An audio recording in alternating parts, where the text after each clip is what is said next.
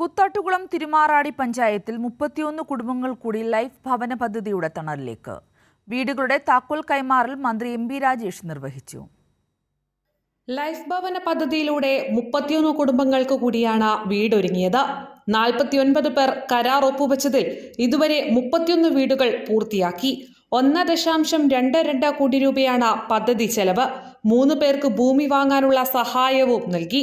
വീടുകളുടെ താക്കോൽ കൈമാറൽ മന്ത്രി എം പി രാജേഷ് നിർവഹിച്ചു.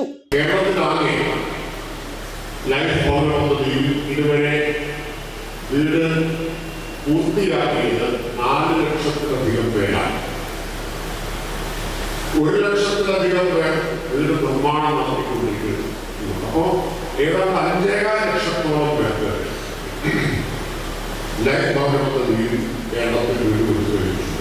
നിലവിലുള്ള ഭരണസമിതിയുടെ കാലത്ത് ഇതുവരെ 97 കുടുംബങ്ങൾക്ക് വീട് നിർമ്മിച്ചു നൽകി. കൂടാതെ മുടങ്ങിക്കിടന്ന 3 വീടുകൾ അധിക ധനസഹായം നൽകി പൂർത്തിയാക്കി.